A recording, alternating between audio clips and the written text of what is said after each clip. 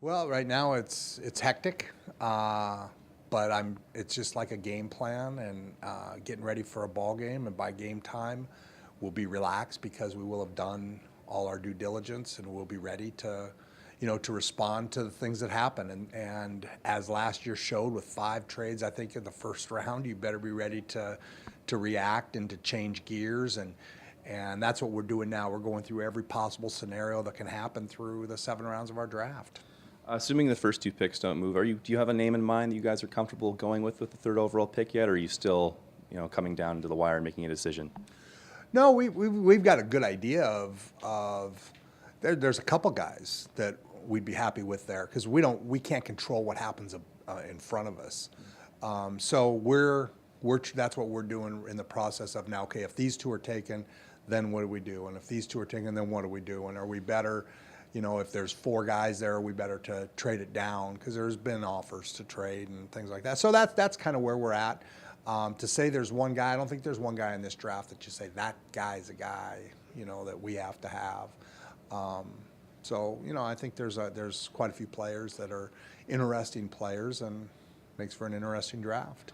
Has the order of guys that were expected to go in the first round, has that changed quite a bit since perhaps from the East-West Bowl to the CFL Combine? Has the order of guys you expect to go top to bottom switched around on you a little bit? Well, yeah, and it's not so much what we expect to happen. We have to put them for us, and that way, when your time comes, if whoever's on top of the board is the guy you would take, and you've talked about that. So that's the process we're going through, and that changes minute by minute. I mean, we've got guys calling about this guy, and we'll say, oh, let's check on this and see this, and so guys are moving up and down all the time these last the last 48 hours prior to the draft, but. We're closing in on it. We'll do a mock draft this afternoon and see how everything comes out, and have a lot of discussion on the different rounds and the different picks and what do we do so that we do have some. It's easy if every guy you want just falls to you, but it's what happens when now you got to take that guy that maybe you didn't have.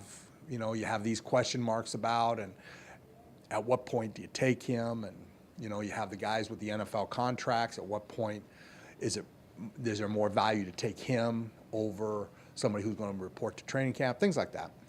You said your phone's been ringing off the hook the last couple of days, but how active are your phones and the trade chatter? How active is that compared to previous drafts years? Is it around the same? Is it a bit busier? What's it been like? It's been busier because we're higher.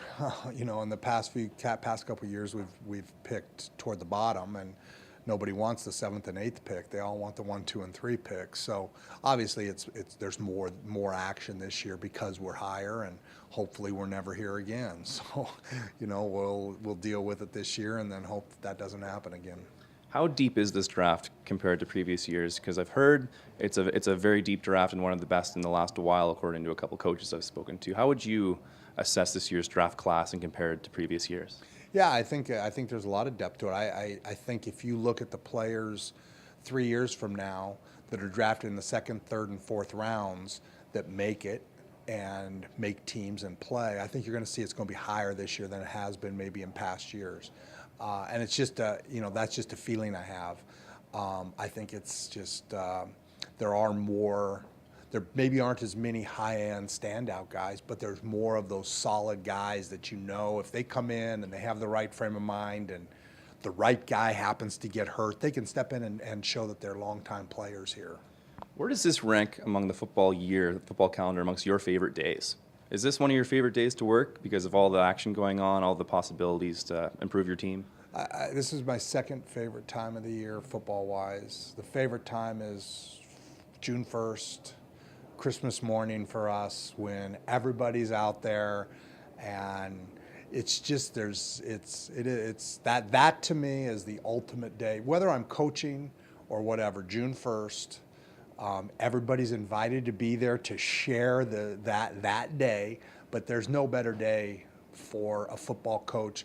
Like, I was always a coach that loved training camp. Some coaches dread it. I just love training camp. I love being up at 5:30 in the morning and going till 11 o'clock at night and having all this film to watch. And it's nothing but football and adjustments and things like that. And for people who have never been involved in it, it's hard for them to understand how because it seems like a grind, but that's what we live for. So I would say number one is Christmas morning, June 1st. And this is up there with the second, because this is what we get paid to do, is to perform on draft day. Thanks, Jim. Okay.